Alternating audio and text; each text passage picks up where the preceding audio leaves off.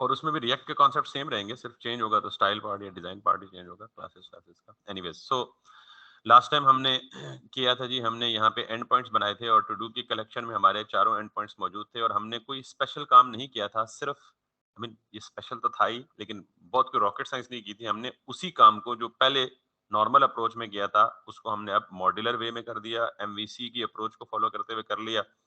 और फिर हमने राउट माउंटिंग कर ली। राउट माउंटिंग का मतलब क्या है कि हमने जितने राउट्स अलग फाइल में बनाए थे उनको माउंट कर दिया अपनी रूट फाइल में एक पाथ के ऊपर, और इस पाथ के ऊपर अब जो भी रिक्वेस्ट आएगी ये पाथ उसको रीडायरेक्ट कर देगा किधर, राउटर्स टू डू राउटर के पास। और टू डू राउटर बेसिकली जिस भी रिक्वेस्ट जो भी रिक्वेस्ट टाइप आएगी उसकी नेचर को देखते हुए, उसको टाइप को देखते हुए वो इनमें से किसी मेथड पे रिक्वेस्ट को रिडायरेक्ट कर देगा। That was a bit recap. Now let's start our server with the command npm start। और ये स्क्रिप्ट भी हमारा कस्टम है, हमने पैकेज जस्ट इनमें स्क्रिप्ट भी लिखा हुआ है and it is not running because we are inside the to do man and we need to go to the backend folder, then clear the screen और then run this command again। आज last time हमने छोड़ा था जी, model का folder बनाया था और मैंने आपको मॉडल के लिए ज्यादा अच्छा लफ्ज बताया था स्कीमा। और मैंने आपको कहा था schema defines the meta data या structure of the data. Data जो हम स्टोर करेंगे वो किस फॉर्म में होगा और क्या सिचुएशन होगी। अच्छा, अब तक हम दो चीजों को बड़ा जबरदस्त और बड़ी डिटेल से पढ़ते आए हैं और उनमें से एक चीज है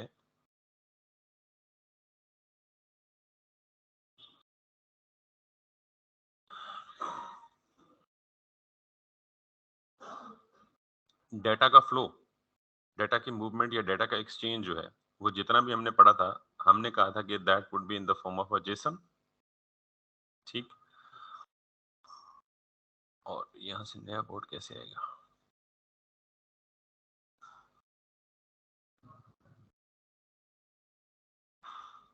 इसको हम सेव ही कर लें या अनसेव कर लें, क्लियर कैसे होगा, टेम्पलेट्स, नोट्स, टेक्स्ट,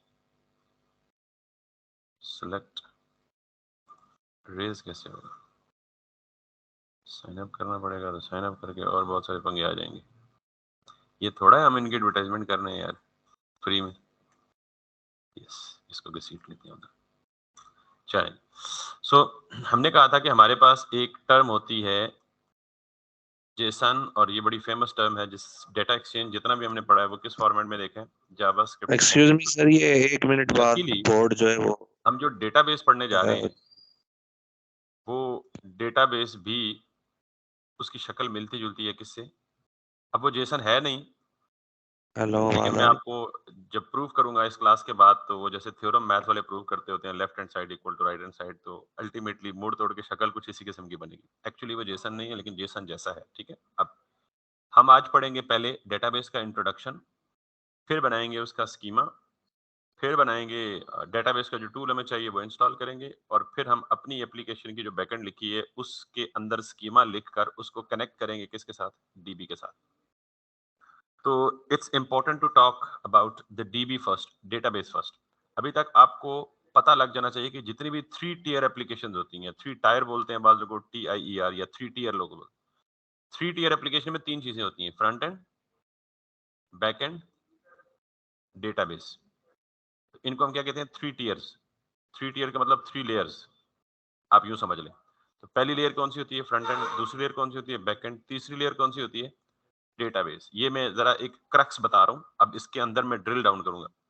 हमने लेयर 1 भी पढ़ ली फ्रंट एंड की, हमने लेयर 2 भी किसी हद तक पढ़ ली, अभी ये जारी है, अभी कंप्लीट नहीं हुई। और अभी हम किसकी तरफ जा रहे हैं, लेयर नंबर 3 की तरफ, and this is called database. अब there are dozens of choices of databases. Databases कोई दर्जनों अकसाम के अवेलेबल हैं इस वक्त मार्केट में, एक से बढ़ के एक है। हर एक के अपने कुछ प्लस पॉइंट्स हैं, कुछ नेगेटिव पॉइंट, नेगेटिव तो नहीं होते, मतलब कुछ लिमिटेशंस हैं, कुछ कुछ एक से बढ़ के परफॉर्मेंस में ज्यादा एफिशिएंट है, कुछ लर्निंग में ज्यादा एफिशिएंट है, कुछ मतलब बहुत सारे बवाए। आपने जो चंद एक डेटाबेसेस के नाम सुने होंगे ना अपनी नॉर्मल लाइफ में, आपने सुना होगा जी माई एसक्यूएल का नाम बहुत सुना होगा आपने।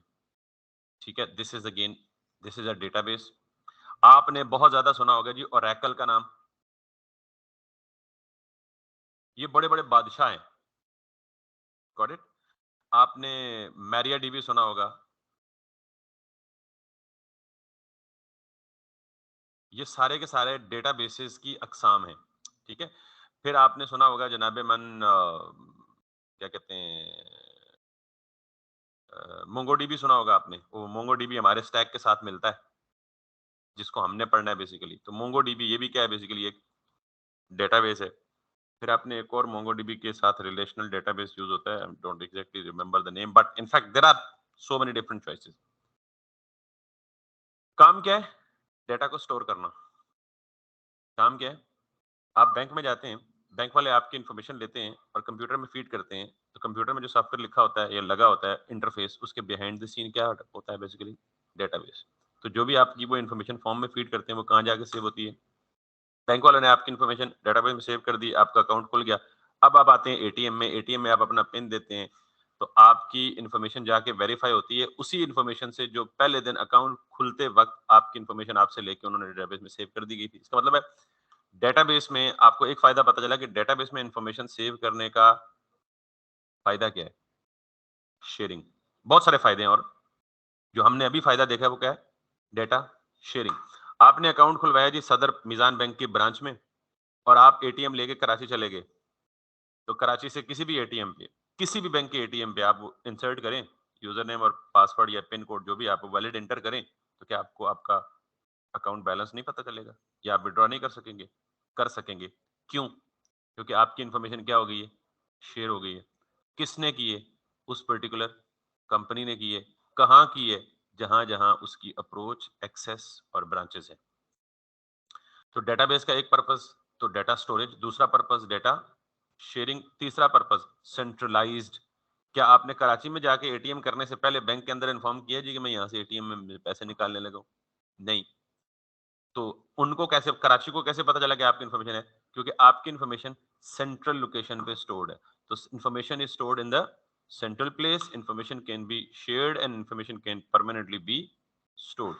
बाकी सिक्योरिटी एस्पेक्ट्स और बहुत सारा कुछ होता है। बालक, जब भी लफ्ज़ डेटाबेस आपके सामने आए तो आप कहेंगे डेटाबेस का मतलब storage, sharing, this kind of things जो मैं आपको थोड़ा-सा एक्सप्लेन सादा तरीन डेटाबेस पता है कौन-सा है? आपको घर वाले एक चिट्ठी देते हैं, उसपे सौदा लिख के देते हैं जी, आपने आलू भी लाने हैं, आपने प्याज़ भी लाने हैं, आपने टमाटर भी लाने हैं, आपने मिर्चें भी लाने हैं, हल्दी भी लानी है, लहसुन भी लाना है, वगैरह, वगैरह, वगैरह।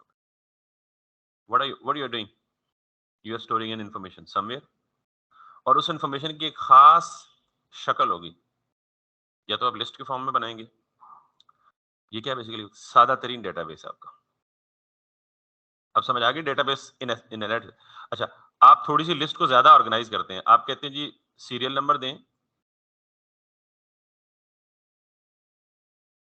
सीरियल नंबर के बाद आइटम का नेम दें, name 1, name 2, name 3, name 4, name 5, name 6 और इसकी क्वांटिटी लिखें। 1 किलो, आधा किलो, पाव, आधा पाव वगैरह, वगैरह। क्वांटिटी भी लिख दी। ये नाम लिख दिया, ये क्वांटिटी लिख दी और आगे कीमत जब दुकानदार के पास वो लिस्ट लेके जाएँगे तो दुकानदार आपसे वो लिस्ट लेगा तो एक आइटम निकालेगा तो साथ उसकी कीमत मेंशन कर देगा। ये इतने की है, ये इतने की है, ये इतने की है, ये इतने की है, ये इतने की है, ये इतने की है, ये इतने यही काम चाहे तो आप पेंसिल से पेपर पे लिखें, चाहे आप एक्सेल की शीट ओपन करके उसमें करें। तो इन्फॉर्मेशन किस फॉर्म में आ गई है? रोज और कॉलम्स की फॉर्म में and that has become a table. This is a bit more refined form of database. ये भी डेटाबेस था ना? ये थोड़ा सा रॉ था, हमने इसको मजीद ऑर्गेनाइज कर लिया। ये भी क्या है बेसिकली डेटाबेस। अब ये एक्सेल में आ गई, तो एक्सेल भी क्या है basically simplest form of a database. करते करते जी ये एक टेबल है, आपको मल्टीपल टाइप्स ऑफ इन्फॉर्मेशन चाहिए। जब आप कॉलेज की एग्जांपल ले लें, कॉलेज में स्टूडेंट्स भी होते हैं तो एक पूरे टेबल में सिर्फ स्टूडेंट्स की इन्फॉर्मेशन, कॉलेज में टीचर्स भी होते हैं तो एक पूरा अलग से टेबल टीचर्स का। टेबुलर फॉर्म में स्टोर करते हैं ना। बच्चे का नाम क्या है, उसके वालिद का नाम क्या है, उसका कॉन्टैक्ट क्या है, उसका इमरजेंसी कॉन्टैक्ट क्या है, उसका एड्रेस क्या है, उसकी फी कितनी है, वगैरह वगैरह। तो स्टूडेंट के टेबल में टीचर की इन्फॉर्मेशन डाल सकते हैं, डाल दें। तुसी बादशाह हो ना। डालेंगे तो क्या होगा, कंफ्यूजन ही होगी ना। ठीक, क्योंकि कल अगर आप कहें जी स्टूडेंट के ऑब्टेन मार्क्स और टोटल मार्क्स, तो फिर नीचे टीचर साहब बैठे हों तो टीचर साहब के ऑब्टेन मार्क्स टोटल मार्क्स क्या करेंगे आप? तो इसलिए बेहतर है कि जो भी सेपरेट एंटिटी है, जिसकी सेपरेट पहचान है, टीचर की अलग से पहचान है, स्टूडेंट की अलग से पहचान है, जो एंसेलरी स्टाफ होता है उसकी अलग से पहचान है। तो बेहतर नहीं है कि आप सबका अलग अलग अलग अलग अलग एक टेबल मेंटेन कर लें। तो ये जो डिफरेंट टाइप्स है ना, इनको मैं एंटिटी बोलते हैं डेटाबेस के टर्म में। स्टूडेंट एक एंटिटी है, anything person place for which you collect and store and maintain the information, उसको हम क्या बोल सकते हैं, एक एंटिटी बोल सकते हैं। टीचर एक अलग एंटिटी है, ठीक। बाकी सारे लवाजमात किताबों लाइब्रेरी की शक्ल में जाए तो बुक से एक अलग एंटिटी है, बुक के बारे में इंफॉर्मेशन, बुक का ऑथर कौन है, बुक का टाइटल क्या है, बुक का नेम क्या है, बुक की प्राइस क्या है, कब पब्लिश हुई, कहाँ पब्लिश हुई, किस टाइप की, वगैरह वगैरह। इसका मतलब ये हुआ कि एक डेटाबेस जरा ज्यादा बड़ा वर्ड है, बजाय एक database can contain multiple tables, ठीक। तीसरा टेबल, चौथा टेबल, ये चारों या पांचों टेबल्स। अच्छा, फिर इन टेबल्स के दरमियान में आपस में कोई ताल्लुक भी है। टीचर टीचेस द स्टूडेंट, तो टीचर और स्टूडेंट का ताल्लुक हो गया ना। Student borrows the books from the library, तो स्टूडेंट और लाइब्रेरी या बुक्स के दरमियान भी ताल्लुक एस्टेब्लिश हो गया ना, ठीक। तो इसका मतलब ये है कि ये टेबल्स आर इंटर रिलेटेड, आपस में इंटरकनेक्टेड हो जाए, इंटर रिलेटेड हो जाए, सारे के सारे टेबल्स। तो ये जो कलेक्शन ऑफ टेबल्स हैं, इनको हम प्रॉपरली प्रॉपरली प्रॉपरली क्या कहते हैं। तो अब आपको डेटाबेस सारी कहानी खोल गई कि क्या है, कलेक्शन ऑफ इंफॉर्मेशन। अब वो कलेक्शन ऑफ इंफॉर्मेशन जितनी ज्यादा ऑर्गेनाइज्ड होगी, उस पर ऑपरेशन परफॉर्म करना, उस पर क्वेरीज करना, उसमें से डिजायर्ड इंफॉर्मेशन को फेच करना, नई इंफॉर्मेशन को स्टोर करना, बड़ा आसान हो जाएगा काम। तो ये कलेक्शन ऑफ टेबल्स क्या कहलाते हैं, बेसिकली डेटाबेस। अच्छा, कुछ अर्सा पहले तक जब ये मोंगोडीबी या ये सारी चीजें नहीं आई थी, या जावास्क्रिप्ट के स्टैक्स बहुत ज्यादा कॉमन नहीं हुए थे, तो जो डेटाबेस इस्तेमाल होता था ना टेबुलर फॉर्म में, database consist of tables and table consist of rose and columns, ठीक। तो इस टेबल का दूसरा नाम रिलेशन है, ये वो रिलेशन ताल्लुक वाला नहीं है। वैसे डेटाबेस की टर्म में टेबल का सेकंड नेम क्या है, रिलेशन। क्यों, इसमें सारे रिकॉर्ड्स रिलेटेड स्टोर होते हैं। मुझे बताएं, यहाँ अगर टीचर का होगा तो टीचर नेम, टीचर की सैलरी, टीचर का डेजिग्नेशन, वगैरह वगैरह वगैरह, ये इंटर रिलेटेड रिकॉर्ड ही होगा ना, कोई इररिलेवेंट तो नहीं आ सकता। जैसे टीचर के टेबल में स्टूडेंट का रिकॉर्ड तो नहीं आ सकता, तो ये रिलेशन होगा एक। तो multiple relations combined to make a database. Relation खुद किससे बना है, रोज और कॉलम्स के कॉम्बिनेशन से। तो जो डेटाबेस रिलेशनल होता है, यानी अब डेटाबेस की दो कैटेगरीज हैं। एक डेटाबेस की कैटेगरी है रिलेशनल,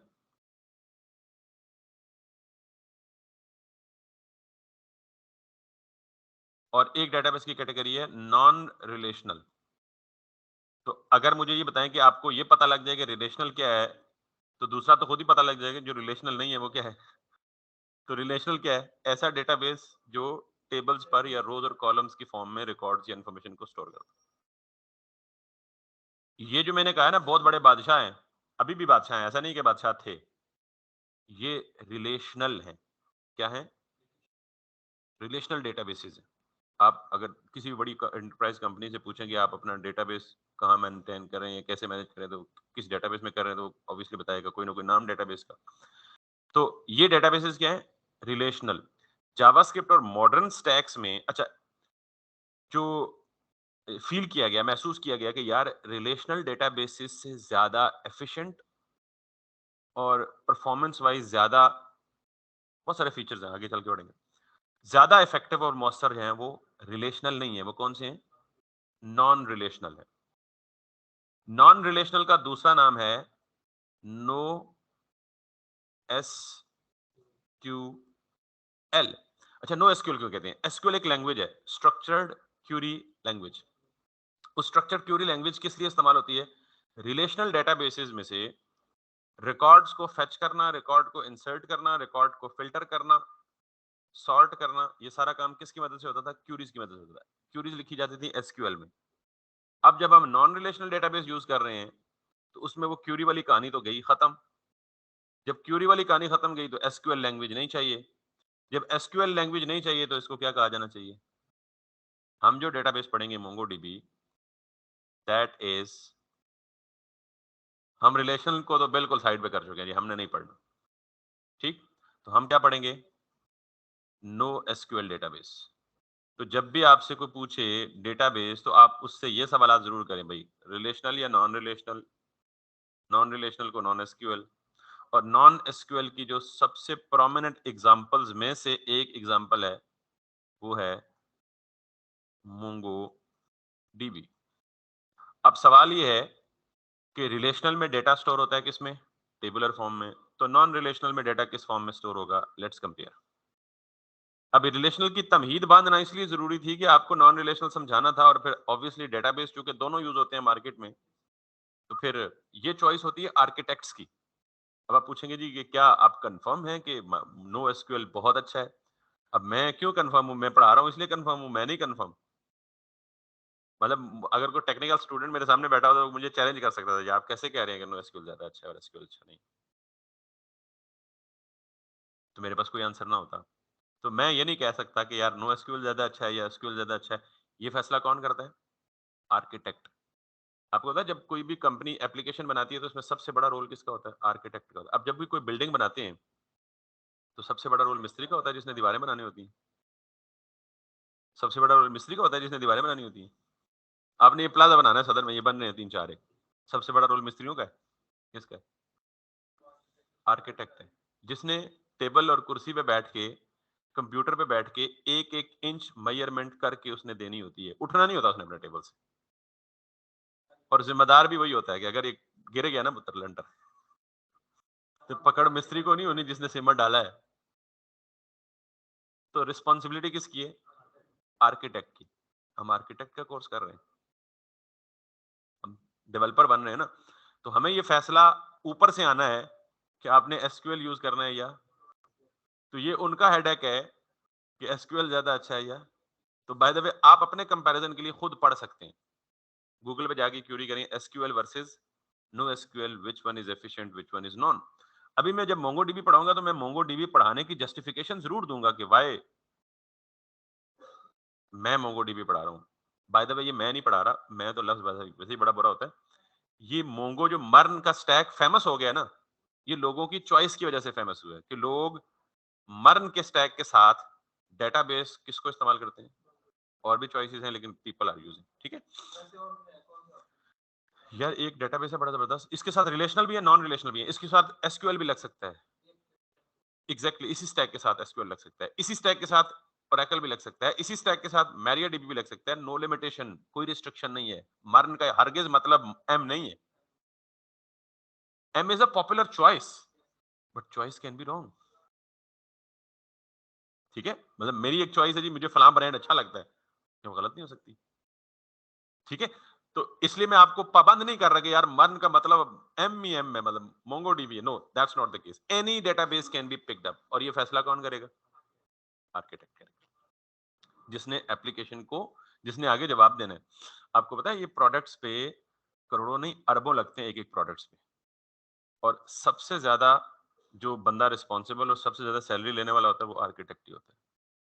क्योंकि जहां कोई मिस्त्री फंसता है ना, वो पूछता है सर जी एथू की करना, ठीक, तो वो उसको उसको सीधा वही करेगा। एनीवेज बहुत डिस्कशन होगी, तो मैं यहाँ पे रिलेशनल का मतलब टेबुलर, ठीक है, डेटाबेस में, और नॉन। अच्छा ये थ्योरी बहुत इंपॉर्टेंट है। आप अभी से कह रहे होंगे सर हम तो डेटाबेस पढ़ने के लिए एक्साइटेड थे, आपने नई कहानियां शुरू कर दी हैं, और आपको पता है कि मैं थ्योरी के हक में बिल्कुल भी नहीं हूँ। लेकिन अगर पढ़ा रहा हूं तो इसका मतलब है कि ये एक्सट्रीमली इंपॉर्टेंट है। इसके बगैर चारा, ये अंडरस्टैंडिंग नहीं बनेगी, ठीक है। और यहाँ पे मैं किसको बोल रहा हूँ जी? No S Q L. Just एक कंपैरिजन करूंगा। मैंने कहा जी टेबुलर फॉर्म में इंफॉर्मेशन स्टोर होती है किस फॉर्म में? टेबल की फॉर्म में। और टेबल कंसिस्ट ऑफ रोज और कॉलम्स, ऐसे ही। टेबल में और कोई चीज होती है तो बता दें मुझे। ओके, अब यहाँ पे ये कॉलम में मिसाल के तौर पे मैं ये कहता हूँ इस कॉलम में मैं आईडी स्टोर करूंगा, तो इस पूरे कॉलम में क्या होगा? सेम डोमेन की वैल्यू यानी आईडी ही स्टोर होगी। इधर मैं अगर कहता हूँ जी कि मैं नेम स्टोर करूंगा तो इधर क्या स्टोर होगा? नेम ही स्टोर होगा। इधर मैं कहता हूँ जी कॉन्टैक्ट, तो इधर कॉन्टैक्ट स्टोर होगा। इधर मैं कहता हूँ जी एड्रेस, तो इधर एड्रेस ही स्टोर होगा। और इधर मैं कहता हूँ जी फॉर एग्जाम्पल एबीसी एक्सवाईजी कुछ भी, फोन, कॉन्टैक्ट तो हो गया ना, ईमेल कह लें। तो ये इन्फॉर्मेशन यहाँ पे स्टोर होगी in the form of tabular. ये अगर मैं रिलेशनल टेबल, रिलेशनल डेटाबेस में काम करता तो ये करता। अब मैं तो रिलेशनल में नहीं कर रहा। तो यहाँ पे क्या होगा? यहाँ नो एसक्यूएल में इंफॉर्मेशन स्टोर होगी इन द फॉर्म ऑफ,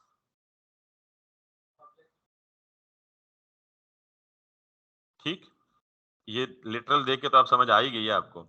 लेकिन मैं यहाँ एक बात कह के आया हूँ कि ये जेसन की तरह का होगा, ऑब्जेक्ट की तरह का होगा, ऑब्जेक्ट नहीं होगा। बात समझ आई है? ये पहले बात जिक्र करके आए हो, आपने मिस कर दी है।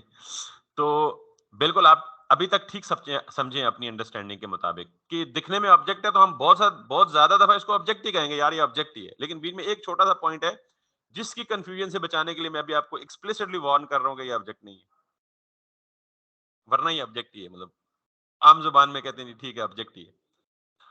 अच्छा, इसको मोंगोडीबी की जुबान में ऑब्जेक्ट नहीं कहते बल्कि कहते हैं क्या?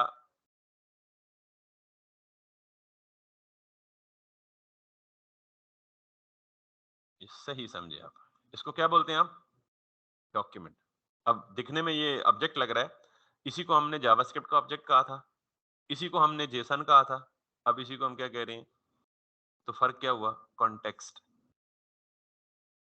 बीच में वैसे भी फर्क है, अभी फर्क पता लग भी जाएगा, लेकिन कॉन्टेक्चुअली अभी कि जावास्क्रिप्ट का प्लेन ऑब्जेक्ट होगा, अगर जेसन होगा तो उसमें वो डबल कोट्स की वैल्यू पेयर में आ जाएंगी, और अगर अब ये मोंगोडीबी की टर्म में डिस्कस होगा तो ये क्या कहलाएगा? डॉक्यूमेंट कहलाएगा। तो इसका मतलब ये हुआ कि अगर इस तरह के मल्टीपल हो मेरे पास तो क्या होगा? डॉक्यूमेंट्स यानी मल्टीपल डॉक्यूमेंट्स। तो डॉक्यूमेंट्स की कलेक्शन या कलेक्शन ऑफ डॉक्यूमेंट्स कह सकते हैं इनको। ऐसे ही हमने नॉर्मल जुबान में क्या कहा था? अरे ऑफ ऑब्जेक्ट्स। यहाँ आप अरे ऑफ ऑब्जेक्ट्स नहीं कह सकते। आप किस डोमेन में खड़े हैं? डेटाबेस के डोमेन में। तो यहाँ क्या कहेंगे आप? डॉक्यूमेंट्स या कलेक्शन ऑफ डॉक्यूमेंट्स। तो जब बहुत सारे डॉक्यूमेंट्स मिलते हैं, दो या दो से ज्यादा, तो इनका नाम पड़ जाता है, अब मैं कैसे रिप्रेजेंट करूं, इनका नाम पड़ जाता है जी, ये जब एक से ज्यादा डॉक्यूमेंट्स होंगे तो इनको हम क्या कहेंगे? नाम ही देंगे क्या?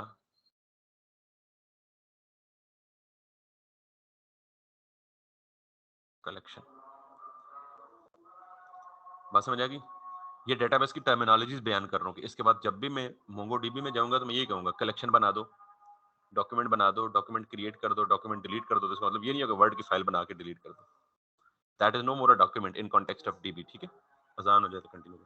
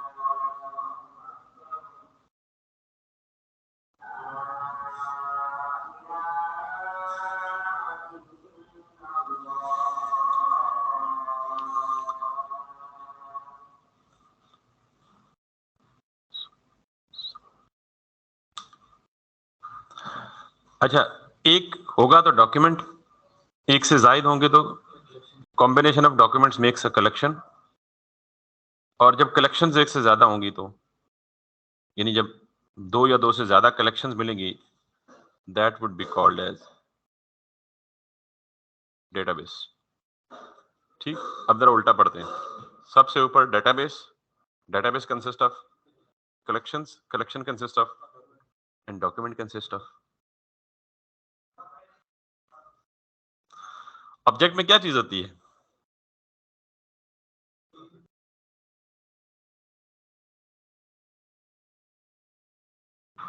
की, वैल्यू। इनको हम ऑब्जेक्ट के टर्म में क्या कहते हैं? प्रॉपर्टीज के नहीं कहते? क्यों चुप हो गए? यहां प्रॉपर्टीज नहीं कहेंगे, यहां ये पूरी मिलकर क्या बनाती है?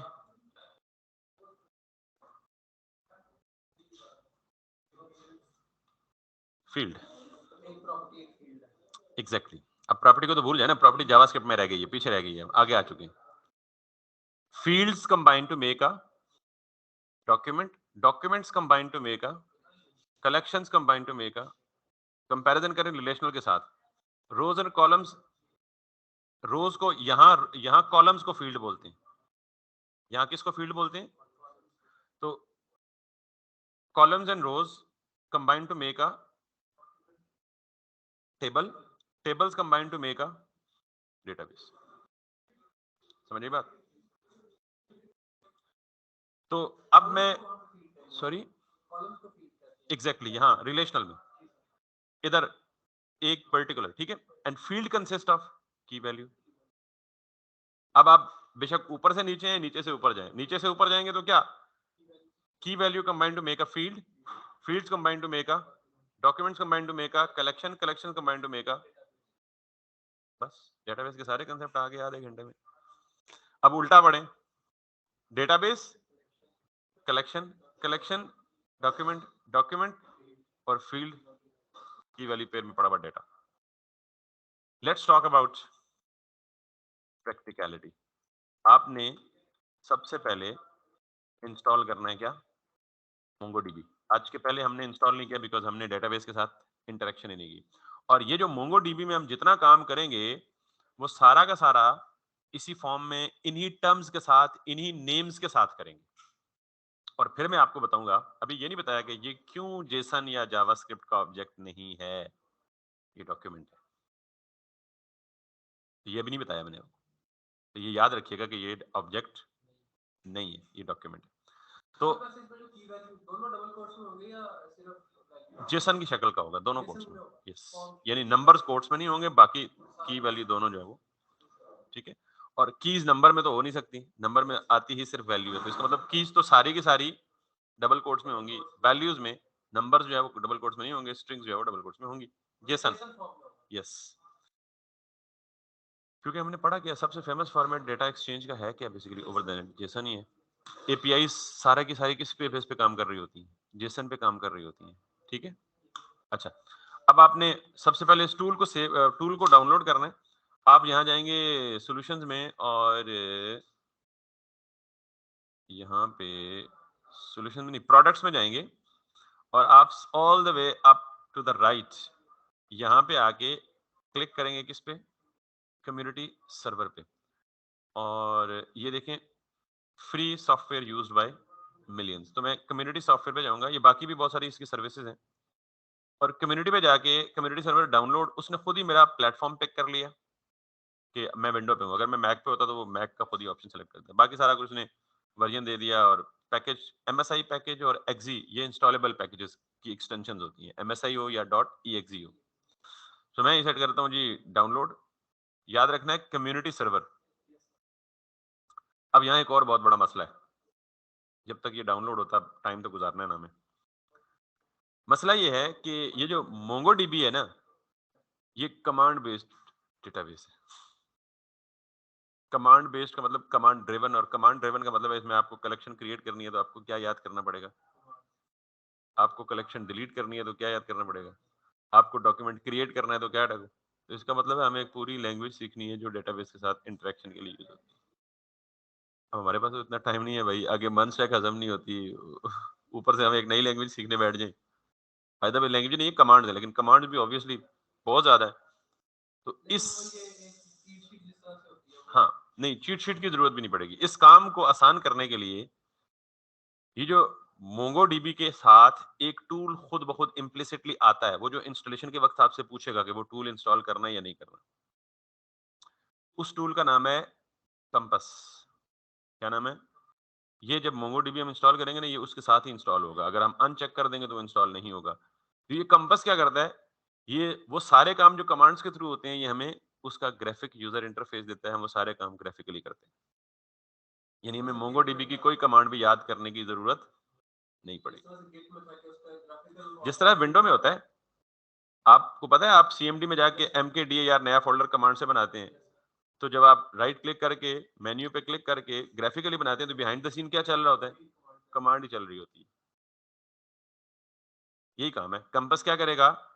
यूजर इंटरफेस हमें देगा, हम कलेक्शन क्रिएट करें, डिलीट करें, अपडेट करें, जो भी कुछ करें बिहाइंड द सीन वो कमांड है खुद ब खुद एडजस्ट करेगा। We don't need to learn any command of MongoDB. हाँ, याद हो तो अच्छी बात है, जितने टेक्निकल यूजर होंगे आपको खुद ही इंटरेस्ट डेवलप हो जाएगा, नहीं यार मैं कमांड्स के साथ करूंगा। टेक्निकल बंदा कभी भी फोल्डर राइट क्लिक करके नहीं बनाता, वो हमेशा किससे बनाता है? सीएमडी के साथ। CMD is much much faster than that of UI. क्यों? यूआई ऊपर उसके एक लेयर है, ये पहले इस लेयर से बाईपास होंगे आप, फिर उस कमांड तक पहुंचेंगे और फिर सिस्टम को समझाएंगे, तो डायरेक्ट आप कमांड लिख दें, वो ज्यादा फास्टर है। लेकिन चूंकि लेमैन को कमांड बताना शुरू कर दे तो कहेंगे छोड़े यार, कंप्यूटर यूज नहीं करते, अच्छी चीज नहीं है। ठीक है, तो इसलिए लेमैन के लिए हम भी डेटाबेस में अब हम क्यों यूआई की तरफ जा रहे हैं, बिकॉज हमें पता है कि हम डेटाबेस सीखने बैठ जाए तो 4 महीने और लगेंगे डेटाबेस की कमांड्स के साथ। एनीवे, इतनी देरी हमने टाइम गुजारना था, गुजर गया।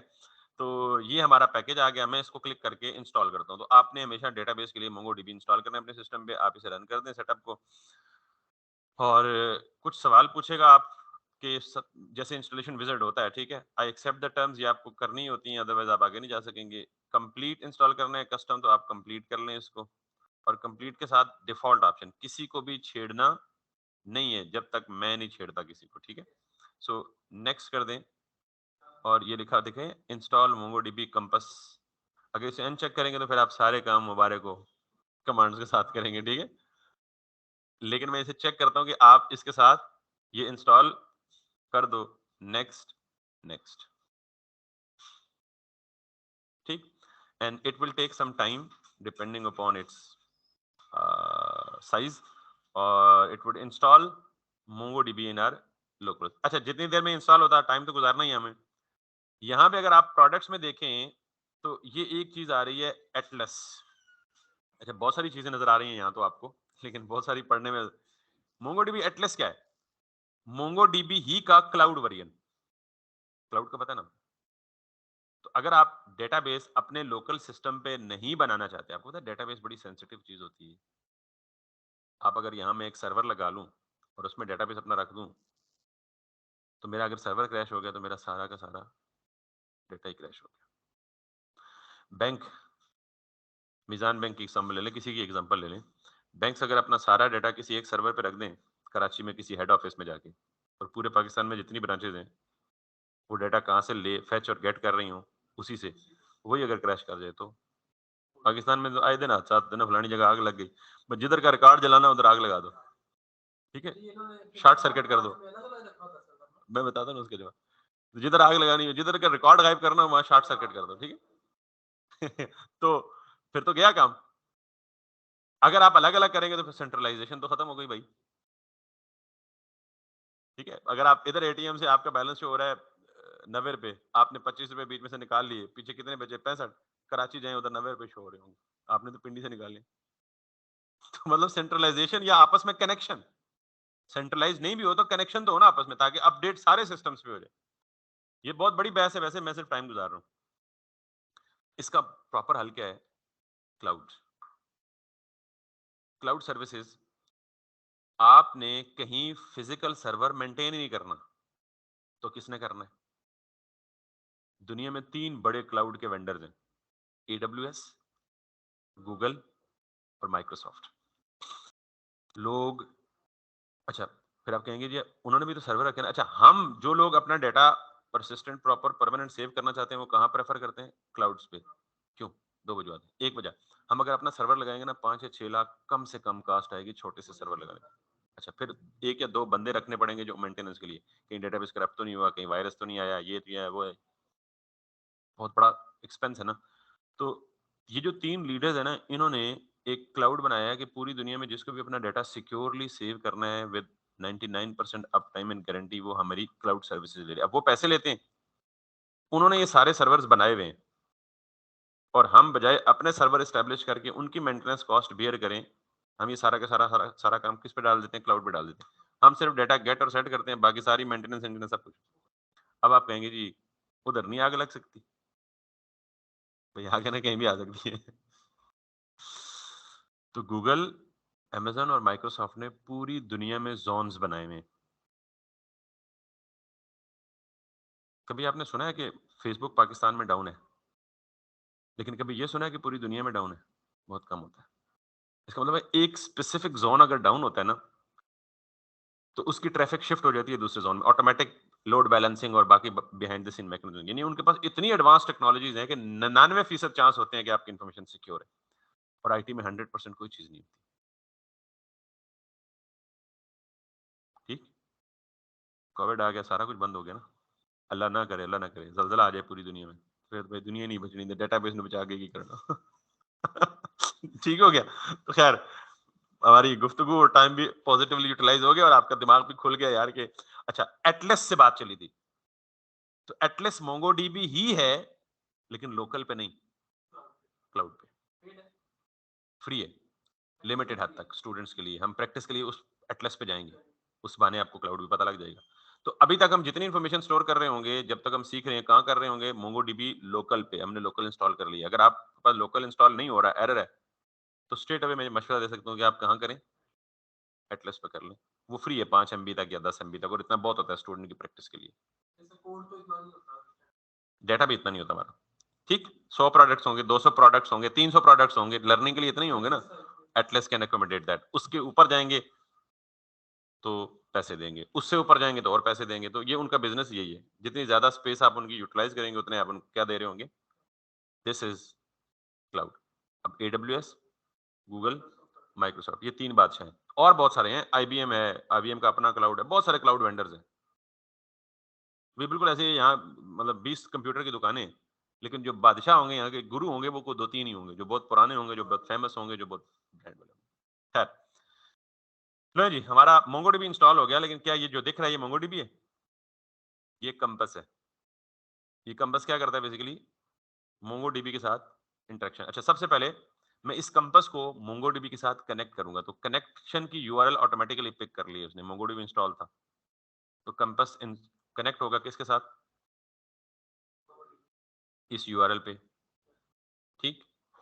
ये याद रखिएगा कि मैंने आपको बोला था पोर्ट क्या होती है? एक यूनिक गेटवे होता है, जिसके थ्रू कम्युनिकेशन पॉसिबल होती है। मैंने कहा था जितनी नेटवर्क की एप्लीकेशन होंगी, हर एक कोई ना कोई पोर्ट पे चल रही होगी। इसको किसने बताया? 27017। और टोटल पोर्ट्स होती कितनी है? 65,536। हर एप्लीकेशन ने अपने लिए कोई ना कोई एक पोर्ट रिजर्व की होती है। मोंगोडीबी की डिफॉल्ट पोर्ट हमेशा क्या होती है? 27017। आप चेंज करना चाहें कर सकते हैं सेटिंग्स में जाके, कॉन्फ़िगरेशन में जाके, लेकिन जरूरत क्या है? हाँ, अगर कोई और एप्लीकेशन ये पोर्ट यूज कर रही होती, तो ये स्टार्ट में ही मुझे कॉन्फ्लिक्ट देता, भाई ये पोर्ट आप यूज नहीं कर सकते, ये कोई और एप्लीकेशन यूज कर रही है, तो फिर मुझे क्या करना? फिर खुद जाके चेंज करना पड़ता है। तो अब आपकी पोर्ट मजीद पक्की हो गई है। पोर्ट क्या है? लॉजिकल गेटवे है थ्रू विच कम्युनिकेशन अकर्स। ठीक? सो आपने याद रखना है कि जी मोंगोडीबी हमेशा इसके कनेक्शन के लिए, क्योंकि हम अपने बैकएंड को भी मोंगोडीबी से कनेक्ट करेंगे, तो उसके लिए भी हमें ये यूआरएल चाहिए होगी। अगर आपको याद है, वेल एंड गुड, नहीं याद कहीं नोट कर लें, नहीं याद तो नेट से देख लीजिएगा, बाद में मिल जाएगी। मोंगोडीबी कॉलन लोकल होस्ट क्यों है? ये डेटाबेस कहाँ पे है? मेरे लोकल सिस्टम पे है। अगर मैं एटलस पे करता तो यहाँ उस सर्वर का एड्रेस होता www.something स्लैश दिस वगैरह। खैर, मैं यहाँ पे सिंपली सब कुछ एज इट इज रखूंगा और इसे क्या कर दूंगा? कनेक्ट। ले जी, कनेक्ट हो गया। ये क्या है? ये क्या है? अच्छा, टैब क्या सेलेक्ट है? तो ये क्या होना चाहिए? डेटाबेस ही होना चाहिए, लिस्ट ऑफ डेटाबेसेस ही होनी चाहिए ना भाई, टेक्निकली। अब तो टेक्निकल यूजर बन गए हो ना। अगर मैं डेटाबेस को ओपन करूंगा तो अंदर क्या होगा? डेटाबेस के अंदर डायरेक्ट डॉक्यूमेंट्स आ गए, कहां से? कलेक्शंस होंगे। अगर मैं एडमिन को ओपन करता हूं तो अंदर कुछ भी नहीं है, लेकिन क्रिएट कलेक्शन। अगर मैं कलेक्शन बना लूं, मैं नहीं बनाऊंगा एडमिन में, डिफॉल्ट है मैं अपना डेटाबेस बनाऊंगा। कलेक्शन बना लूं तो फिर अंदर क्या आएगा? और डॉक्यूमेंट्स बना लूं तो फिर अंदर क्या आएगा? कहानी सारी समझ आ गई ना, वो पिक्चर के साथ मैप करके। अब आए, अब आपने क्या बनाना है जी? अब आप वापस जाएं इधर और डेटाबेस में जाके यहाँ क्या करें आप? अब आपको पता है एक डेटाबेस में मल्टीपल कलेक्शंस होती हैं, तो हम बना रहे हैं क्या? To do application. तो डेटाबेस का नाम क्या होना चाहिए? To do. अब टू डू किसी यूजर के भी हो सकते हैं ना, तो हो सकता है कि हम यूजर के नया डेटाबेस बना लें, उसमें सारा का सारा क्या बनाएं, यूजर की इन्फॉर्मेशन, हाँ कलेक्शन डिफरेंट बनाए, यू आर राइट। ठीक, अगर हमने ई कॉमर्स का प्रोजेक्ट बनाना होता तो डेटाबेस का नाम क्या होता, ई कॉमर्स, उसके अंदर कलेक्शन क्या होती, ऑर्डर की कलेक्शन, यूजर की कलेक्शन, प्रोडक्ट की कलेक्शन, पेमेंट की कलेक्शन, ऑर्डर ट्रैकिंग की कलेक्शन। डेटाबेस एक ही है, बीच में कलेक्शन बहुत सारी हैं। तो बात समझ आ गई आपको। मैं इसको रखता हूँ डेटाबेस का नाम जी टू डू। वो साथ ही कह रहे हैं कि यार डेटाबेस बना रहे हो तो डेटाबेस में कोई कम से कम एक कलेक्शन तो होनी चाहिए ना, तो एक कलेक्शन का नाम भी दे दो। ठीक, तो मैं टू डू की डेटाबेस को टू डू करता हूँ, डेटाबेस को क्या कर दूं, बी टू डू कर दूं, कोई मसला नहीं, सेम नाम की कलेक्शन भी हो सकती है, बिल्कुल हो सकती है। ठीक है, तो मैं यहाँ पे क्या बोलता हूँ, टू डू, इसको जस्ट डिफरेंस करने के लिए, वैसे हो सकती है क्योंकि इसने इनेबल कर दिया बटन, मैं इसको क्या करता हूँ, टू डू टीबी, कलेक्शन का नाम क्या हो जाएगा। आप डेटाबेस क्रिएट करें, जो ही आपने डेटाबेस क्रिएट किया तो डेटाबेस आ गया किस लिस्ट में। अब अगर मैं इस पे क्लिक करूंगा तो किधर आ जाऊंगा, अब इसके अंदर मैं ऑलरेडी कलेक्शन क्रिएट कर चुका ना पहले, इस कलेक्शन पे क्लिक करूंगा तो किधर आ जाऊंगा, ये क्या नजर आ रहा है आपको, इस वक्त मेरे पास कितने डॉक्यूमेंट्स हैं, कोई भी नहीं। अब डॉक्यूमेंट्स की दो पॉसिबिलिटीज, हो सकता है आपके पास पहले से जेसन की फाइल बनी बनाई पड़ी हो और आप उस जेसन की फाइल को कन्वर्ट करना चाह रहे हो किसमें, इसकी कलेक्शन में। हमारे पास कहीं जेसन की फाइल बनी हुई थी अगर याद हो आपको, टूडूज की। ठीक है, बहरहाल अगर आपके पास बनी हुई है तो आप यहाँ पे जाएं और क्या करें, इंपोर्ट फाइल, और इंपोर्ट फाइल किस फॉर्म में होनी चाहिए, जेसन में या सीएसवी में। सीएसवी पता है क्या होता है, कॉमा सेपरेटेड वैल्यूज, वो नहीं पता तो छोड़ दें, जेसन तो पता ही है आपको। तो यहाँ फाइल सेलेक्ट करें और टाइप जेसन सेलेक्ट करें और इंपोर्ट कर दें, सारे के सारे इंपोर्ट हो जाएंगे डॉक्यूमेंट्स। ठीक, हमारे पास तो है ही नहीं, तो हम क्या करें, इसी ऑप्शन के नीचे जाइए, क्या कह रहा है, इंसर्ट डॉक्यूमेंट। अगर मैं इसको क्लिक करूंगा तो ये देख रहे हैं किस शक्ल में है ये। ठीक, अच्छा ये व्यू आपको मुश्किल लग रहा है दिखने में, तो आप इसका व्यू चेंज कर लें। अच्छा, अब हर डॉक्यूमेंट में कोई एक तो यूनिक आइडेंटिफायर होना चाहिए ना, ताकि दो डॉक्यूमेंट्स की आईडी सेम ना हो। तो मोंगोडीबी ये मेक श्योर करता है कि जब भी आप कोई डॉक्यूमेंट बनाएंगे, वो उस डॉक्यूमेंट की आईडी को खुद ही क्रिएट कर देगा, खुद ही जनरेट करेगा, ऑटो जनरेट करेगा, ताकि ये मेक श्योर हो जाए कि आप कोई भी दो डॉक्यूमेंट सेम आईडी या सेम आइडेंटिफायर से ना बनाएं। लो जी, आईडी तो बन गई।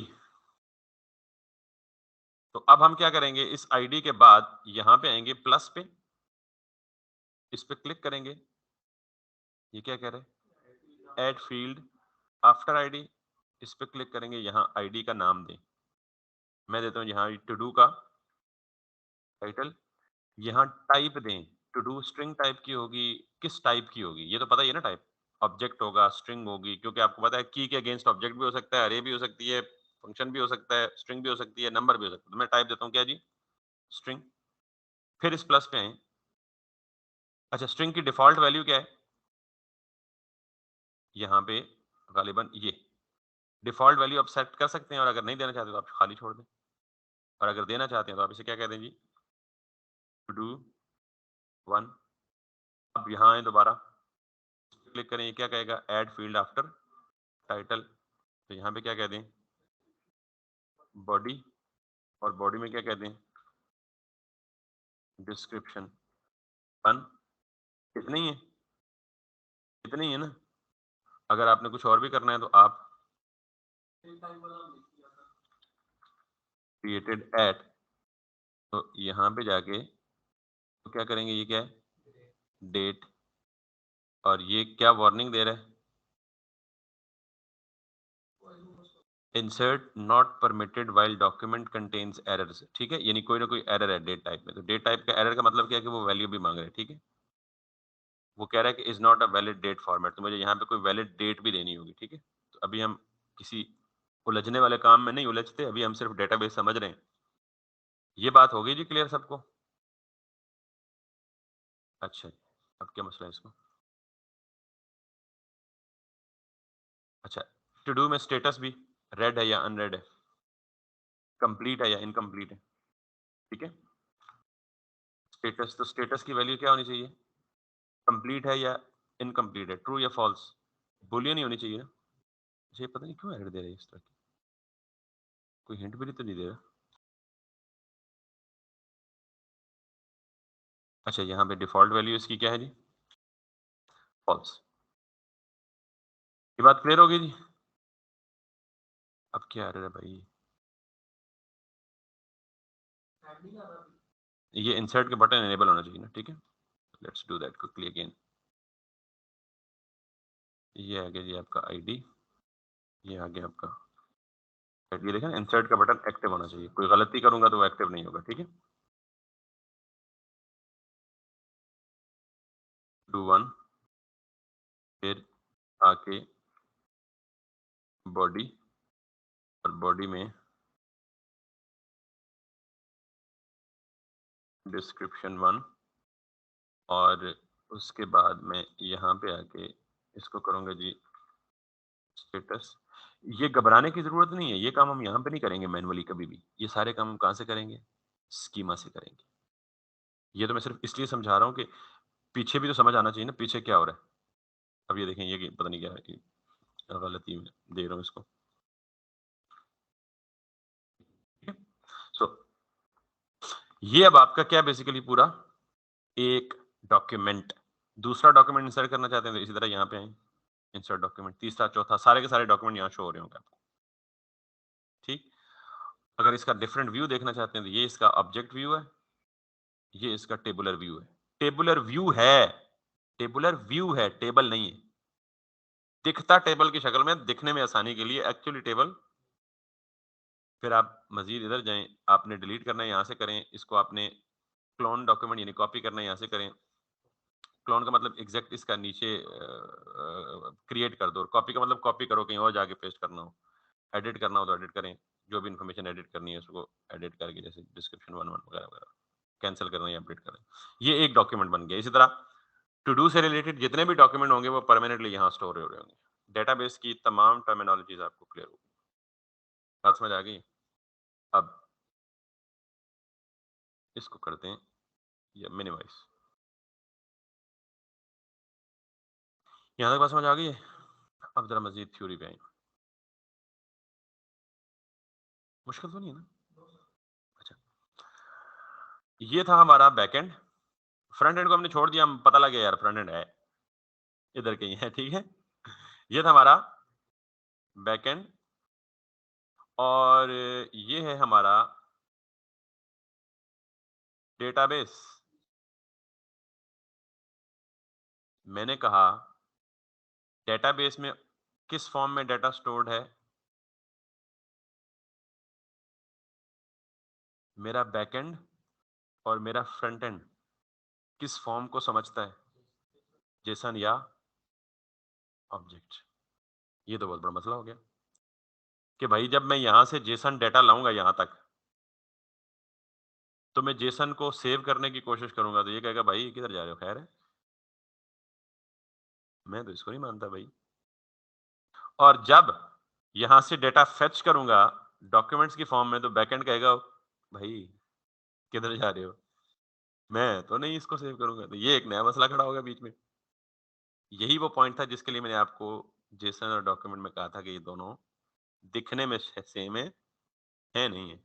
हर वो चीज जो दिखती है वो एक्चुअली होती, तो फिर क्या होना चाहिए?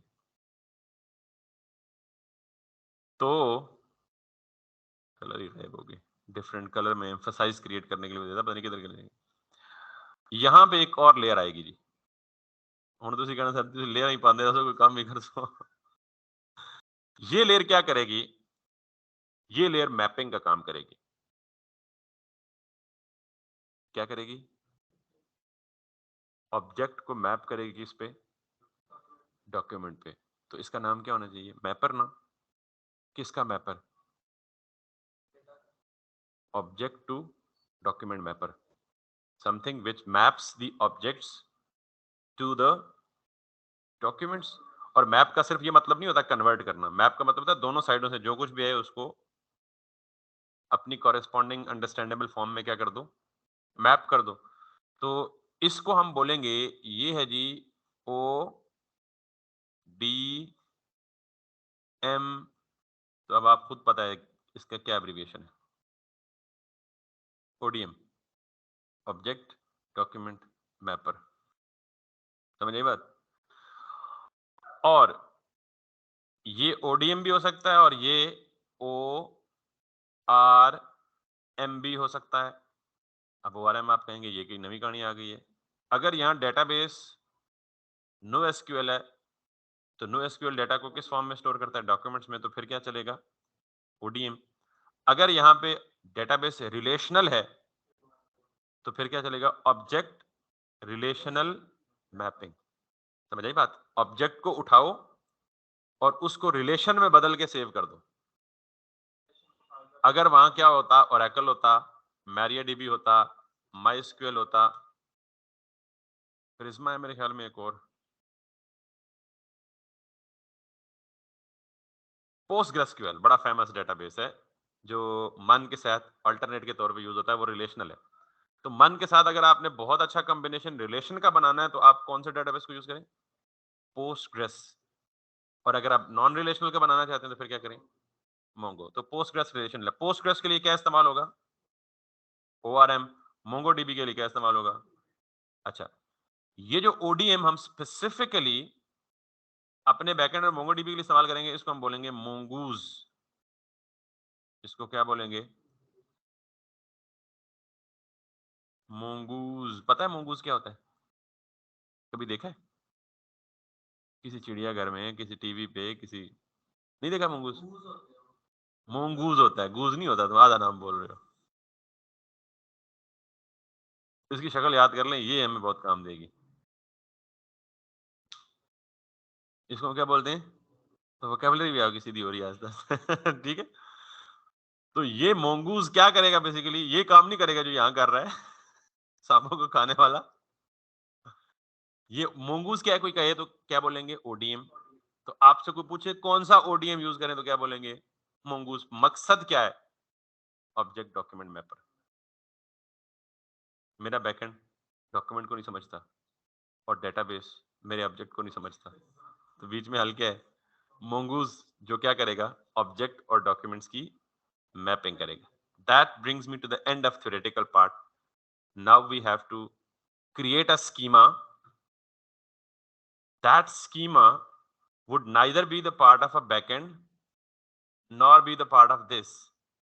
Rather, that schema would be created using Mongoose, which is the third party library which helps us create schema, and based on that schema we will create database, nahi, we will create collection, documents and fields. वो तमाम की तमाम कौन करेगा, I wish I could have a time in fact कि मैं इसको continue करता, बट जहां हमने लेक्चर शुरू किया था वहीं खत्म कर दी, हाथ भी नहीं लगाया किसी चीज को। ठीक, सी यू टुमारो। एंड प्रोबेबली कल के दिन में कोई थ्योरी नहीं होगी, स्ट्रेट अवे स्कीमा बनाना शुरू करेंगे और स्कीमा और डेटाबेस लिंक करके इधर से डॉक्यूमेंट क्रिएट करेंगे, इधर सेव होंगे और उधर सेव डॉक्यूमेंट को क्यूरी करेंगे, वो फेच भी होंगे और फिर उसको उठा के हम रिस्पॉन्स में भेज देंगे। मैं अभी तक उस बात पे कायम हूं, आई विल ट्राई माय बेस्ट कि अगले 2 दिनों में हम अपनी टू डू ऐप पूरे साइकिल के साथ कंप्लीट करें, चाहे इसके लिए हमें थोड़ा एडिशनल टाइम लगाना पड़ जाए। From Monday I will try my very best. अल्लाह ना करे, कोई ऊंच नीच का पता नहीं होता इंसान का, अक्सर छोटी छोटी करनी पड़ जाती है, लेकिन I will try my very best कि हम कोई proper full fledge project start करें। किसी को पता है कि हमने कब स्टार्ट किया था बैच? ओके ग्रेट, तू तो बड़ा जबरदस्त आदमी है। 19th of